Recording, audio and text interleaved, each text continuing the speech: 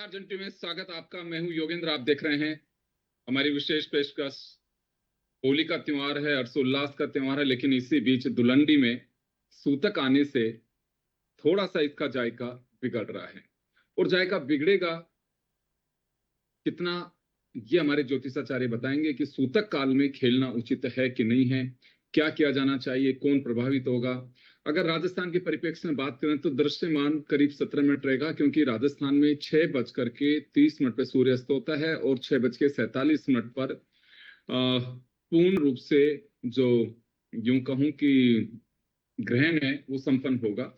तो इस तरह से 17 मिनट आप कह सकते हैं, लेकिन सूतक काल सुबह 6:53 से शुरू हो जाएगा। तो चले, हमारे साथ जाने माने ज्योतिषाचार्य जुड़ रहे हैं। हमारे साथ पंडित राजकुमार चतुर्वेदी साहब हैं, विनोद शास्त्री साहब हैं, पुरुषोत्तम गौड़ साहब हैं। सभी का स्वागत है। राजकुमार जी, अगर आपके पास मैं आना चाहूंगा। अभी हम बात कर रहे हैं होली के त्योहार और उसके बाद धुलंडी का पर्व पर सूर्य ग्रहण का जो योग बन रहा है, ये कहा जा रहा है कि 100 साल बाद ऐसी स्थितियां बनी हैं। तो क्या मानना आपका कि धुलंडी को लेकर के हमारे जो दर्शक हैं उनके काफी एक पशोपेश की स्थिति बनी हुई है कि 3 को खेलें, 4 को खेलें, क्योंकि छुट्टियां भी अलग अलग तरीके से की हुई हैं।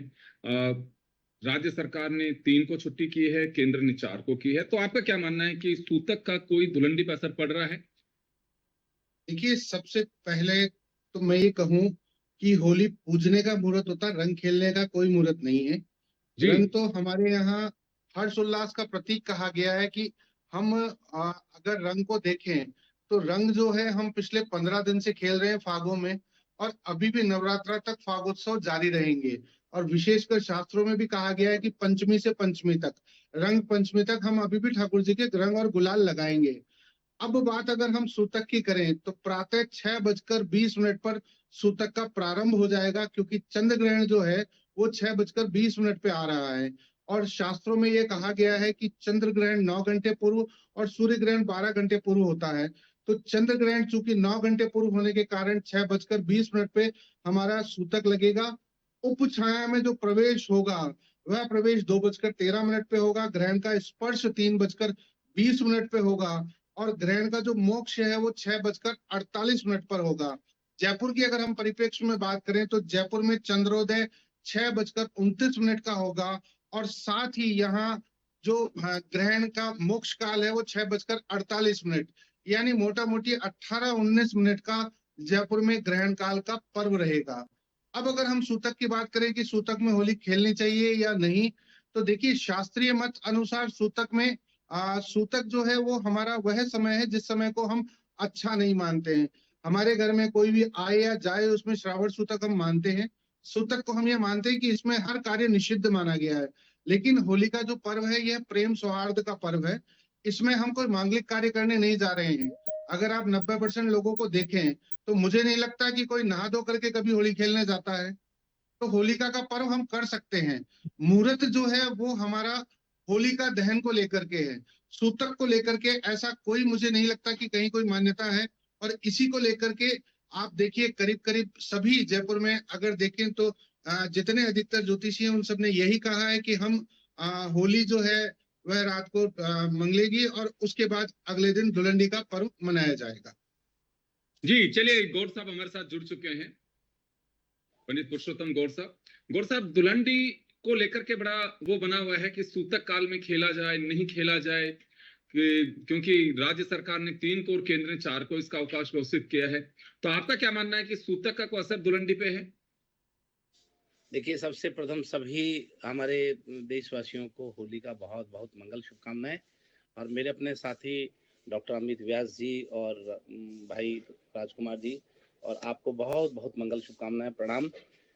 मैं निवेदन करूंगा कि ये जो सूतक काल को लेकर के बड़ा असमंजस हो रहा है और ग्रहण को लेकर के हो रहा है, बड़ा स्पष्ट सा, बहुत क्लियर सा मामला है। ये तो मतलब मैं समझता हूँ कि इस भाषा को कोई बालक भी होगा ना तो समझ जाएगा। पता नहीं क्यों हमारे इतने विद्वान कैसे पेचीदा वाली बात कर रहे हैं और धर्म को कभी लाइट में नहीं लिया जाता। कई लोग कहते हैं क्या हो गया, तो अरे क्या हो गया तो अपने घर में करो आप, लेकिन सामूहिक रूप से कैसे कहते हो क्या हो गया?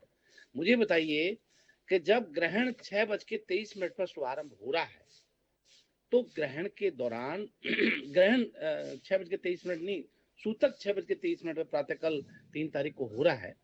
तो ग्रहण सूतक के दौरान हम मूर्तियों को या भगवान की तस्वीर को स्पर्श नहीं कर सकते। स्पर्श की हमारी परंपरा रही है।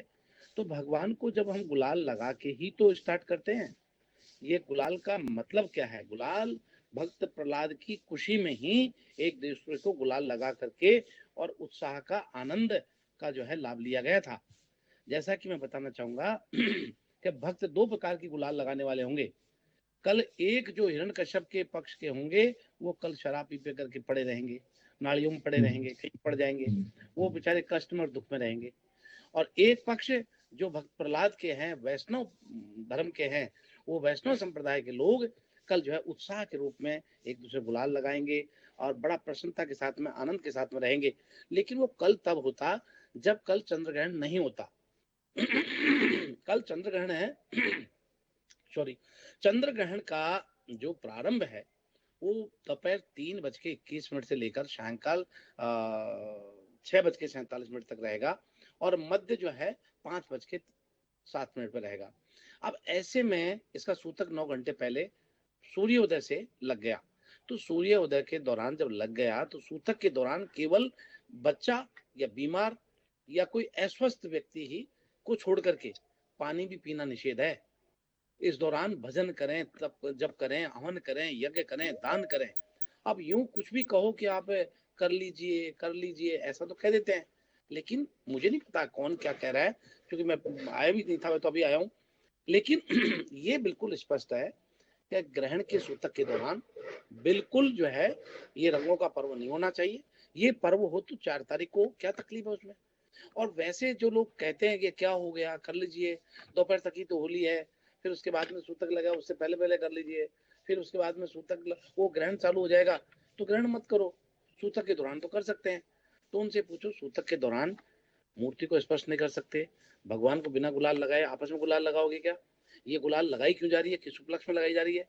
और जो गुलाल जिनके लिए, जिन खुशी में लगाई जा रही है उनको ही नहीं लगाओगे तो फिर कैसे लगाओगे? तो ये बात मेरा जो है पक्ष है। मैं आपको बहुत स्पष्ट कर दूं, मेरे ख्याल से ये आध्यात्मिक धार्मिक जो पक्ष है वो यही होता है। और बाकी तो जो जैसा कहे, अब सबकी, हम तो सम्मानीय है, हमारे सब जो कह देते हैं वही सही है जी। लेकिन मेरे को जहां तक लगता है शास्त्रीय मत तो यही है।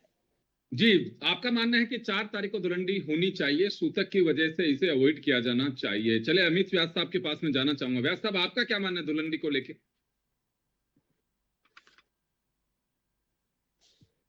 अनम्यूट करें सर, म्यूट किया हुआ आपके यहाँ से। व्यास साहब म्यूट किया हुआ है।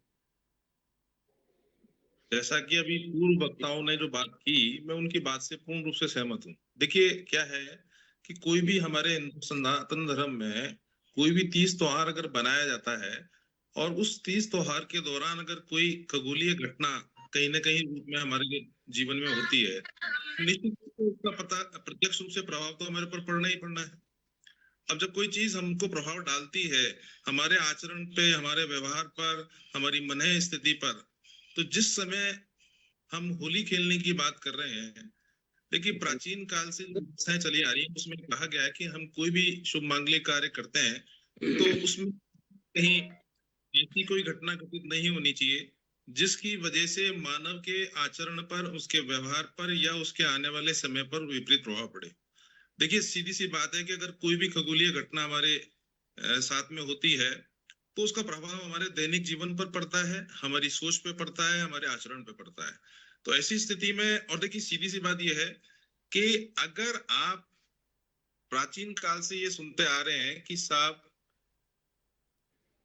पूर्णिमा के दिन हमारे द्वारा होलिका का दहन किया जाता है और पड़वा वाले दिन यानी अगले दिन हम लोग होली बनाते हुए आ रहे हैं, तो ऐसी स्थिति में जब हमारी पूर्णिमा की जो तिथि है वो आज 5:55 से प्रारंभ होगी, जो कि कल लगभग 5:13 तक रहेगी।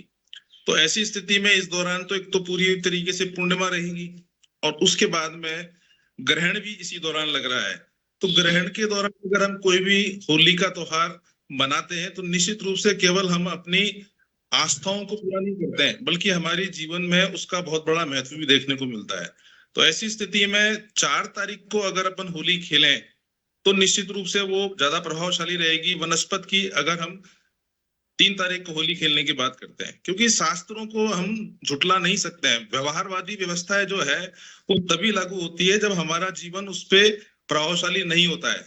अगर कोई भी खगोलीय घटना घटित हो रही है और हमने अपनी केवल छुट्टी का दिवस मना लिया गया है कि भी 3 तारीख को सरकार की छुट्टी है, तो ऐसी स्थिति में अपन भी होली मना लेते हैं। अन्यथा तो अगर व्यवहार वाली बात करेंगे तो 4 तारीख को होली मनाने जानी चाहिए। आप देख लीजिए देश के कई सारे राज्य ऐसे हैं जहां पर 3 और 4 तारीख का शास्त्र सम्मत विधान बनाया गया है। और जहां तक होलिका का दहन का सवाल है, देखिए ग्रहण में भी होलिका का दहन नहीं हो सकता था, इसीलिए तो ये कहीं ना कहीं प्रदोष व्यापनी काल जो रहा उससे अपन ये मान रहे हैं कि भाई होलिका का दहन किया जाएगा, और इसमें भी कई प्रकार के मतांतर पैदा हो गए।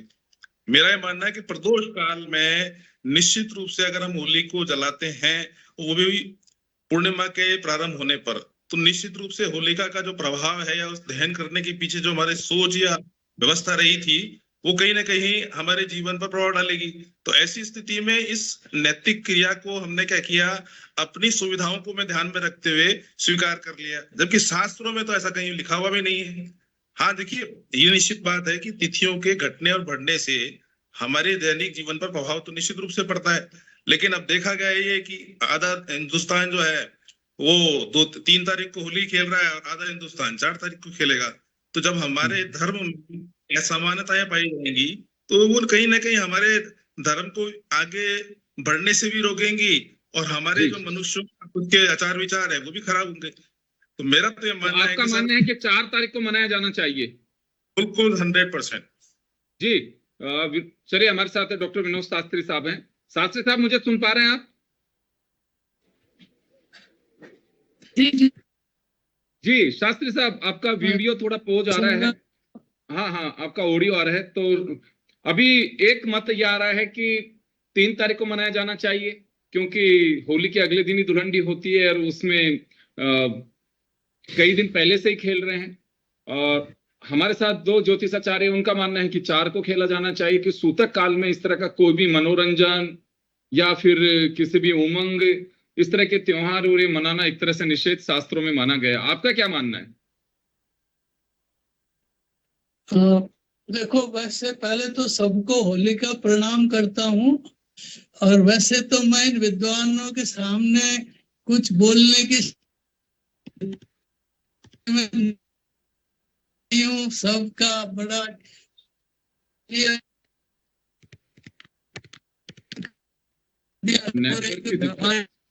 दोनों। मेरी आवाज आ रही है? हाँ, आवाज आ रही है सर जी।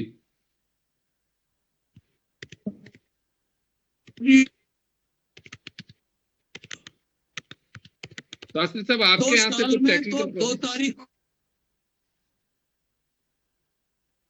ऑडियो थोड़ी दिक्कत आ रही है आपके यहाँ से। जी प्लीज कंटिन्यू।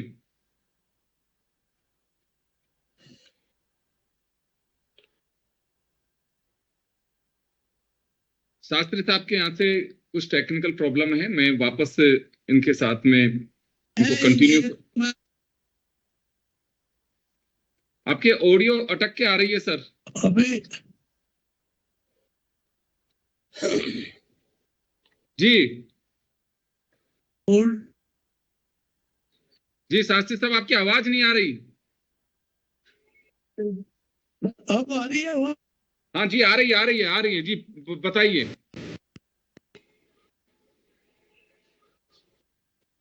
चलिए, जब मैं राजकुमार चतुर्वेदी जी का रुख करना चाहूंगा।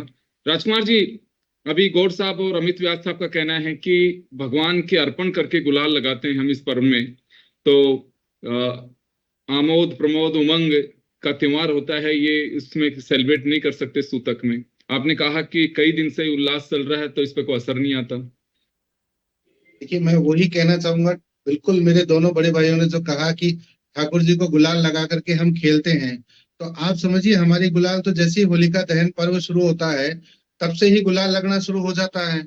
अगर आप देखेंगे तो अगर आप देखें तो रंग पंचमी जो आई है, शुक्ल पक्ष की पंचमी, तब से लेकर के अगली शुक्ल पक्ष की पंचमी तक निरंतर पूरे माह फाग हो रहे हैं। ऐसा कोई दिन नहीं है जब ठाकुर जी को आज जो सफेद मालाएं हैं वो गुलाल में रंग करके हमने नहीं लगाई गई हो। इसी बीच में अमल की एकादशी भी आई थी, जिसको हमने रंगभरी एकादशी कहा, जिसमें बाबा का गौना भी हुआ वाराणसी में बहुत धूमधाम से।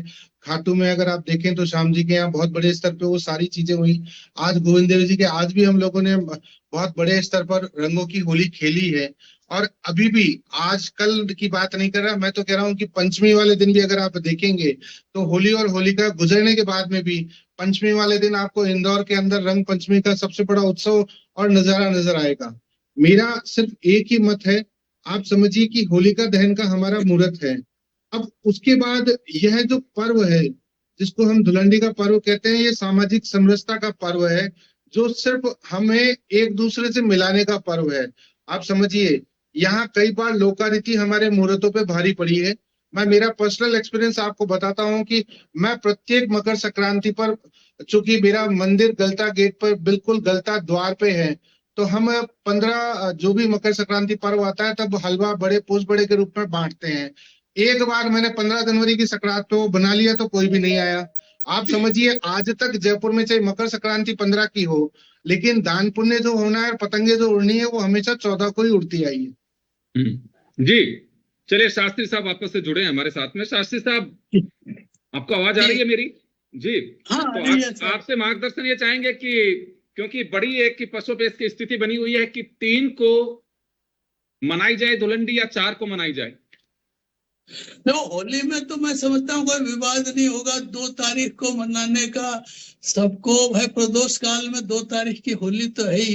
अब प्रदोष काल के वो चूंकि ये शास्त्रीय व्यवस्था की दृष्टि से कुछ ग्रंथों में प्रदोष काल के लिए लिखा हुआ है, पर हम चूंकि राजस्थान में जयसिंह कल्पद्रुम जो जयपुर राजघराने का धर्मशास्त्रीय ग्रंथ है और उसी की मान्यता यहाँ सबसे ज्यादा होती है, इसलिए उसके आधार पर तो जो भद्रा पुच्छ का काल है वो दहन का है। मैं समझता हूँ ये निर्विवाद होना चाहिए। दूसरी बात आती है कि जो सूतक लगता है ग्रहण से पहले, वैसे जो ये बात भी सही है कि सूतक में हास्य परिहास नहीं होते हैं, साधना होती है, उसमें ज्ञान का जप तप पूजा आराधना होती है। लेकिन ये क्या होता है, जब होली का दहन होता है तो होली के दहन में ढूंढा नाम के राक्षसी का दहन होता है और उसके बाद उस गांव के सारे बाल गोपाल सब उसकी जो धूली होती है, उसकी जो राख होती है, उसको लेकर के गांव में घूमते हैं। ये गुलाल लगाने का या गुलाब से खेलने का या रंग की पिचकारी करने का ये शास्त्रीय विधान नहीं है। ये सब चीजें तो हम लोगों ने बाद में ये हो गई। सिर्फ उस राख से खेलने का था, जिसमें कहीं आशोच का कोई निषेध नहीं होता है, वो कहीं भी किसी तरह की कोई उसमें व्यवधान नहीं होता है। दूसरी चीज कि ये जो होली होती है इसके दूसरे दिन होता ही सूतक है। होली के दिन दूसरे दिन जैसे जब होली को जलाते हैं उसके बाद जो दूसरे दिन होता है तो वैसे ही सूतक होता है। तो जो ग्रहण का सूतक है उसमें शौच में अगर आशोच आ जाता है तो कोई दिक्कत ही नहीं होती है। इसलिए 3 तारीख को वैसे तो व्यावहारिक दृष्टि से दोनों ही दृष्टि से कहीं प्रॉब्लम है ही नहीं कि मनाया जा सकता है। पर जैसे कई विद्वानों को ये रहा कि भाई ग्रहण के लिए तो वो स्नान करके बजाय होली खेलने के अपना जप करें तप करें, और वैसे तो जप तप तो ग्रहण काल में किया जाता है, सूतक काल में नहीं किया जाता है। तो ऐसी स्थिति में जब ग्रहण का समय आएगा, जो ग्रहण का कुछ समय में तो जैसे राजस्थान में जैसलमेर और बाड़मेर में तो ग्रहण ही नहीं होगा, वहां तो किसी तरह का ही विवाद नहीं होगा। पश्चिमी राजस्थान में तो हाँ, जो मध्य प्रदेश राजस्थान उत्तर प्रदेश कुछ क्षेत्रों में ये विवाद वाली बात आती है, ये भी विवाद नहीं है।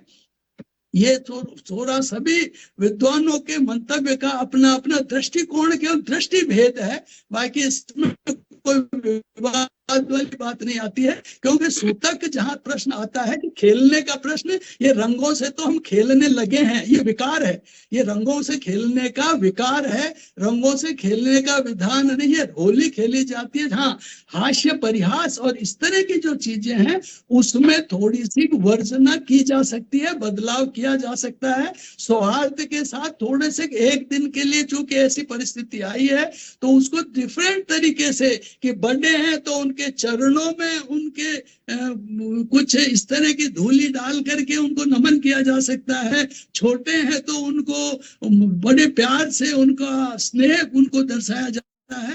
पर किसी भी तरह के होली खेलने में कहीं भी 3 तारीख को बाधा मेरी दृष्टि में तो कहीं आती नहीं है। 4 तारीख को यदि होली खेलते हैं तो वैसे तो फिर मंगलानी ही 3 तारीख को चाहिए थी। अब पंचांग की गणना में चूंकि सूर्यास्त से पहले पूर्णिमा समाप्त हो जाती है तो उसको 3 तारीख को होली का मंगल नहीं कह सकते, और ऐसी स्थिति में 2 को ही करना पड़ेगा। और जब 2 को करना पड़ेगा तो होली के दहन के बाद सूर्योदय के तुरंत में फिर अपना वापस पुनः स्नान करके और अपने वापस मूल स्थिति में वापस आ जाएंगे। चलिए, मैं माफी चाहूंगा सर, समय का अभाव है, तो चलिए, आप लोगों ने बड़ा मार्गदर्शन किया है। अभी भी ये है कि आप 3 को मनाएं, 4 को मनाएं। तो ये ग्रहण तो काफी छत्रभंग योग बन रहा है इस ग्रहण में, तो परिवर्तन करने वाला है, राजनीतिक बदलाव और आर्थिक मंदी के संकेत। बिल्कुल, मैं इसके ऊपर एक अलग से चर्चा भी करूंगा कि क्या कुछ जिस तरह की उठापटक और ये दुनिया में चल रही है उसका क्या मायने हो सकते हैं। तो चलिए, आप सभी को होली की धुलंडी की सभी की बहुत बहुत शुभकामनाएं। दीजिए इजाजत, नमस्कार।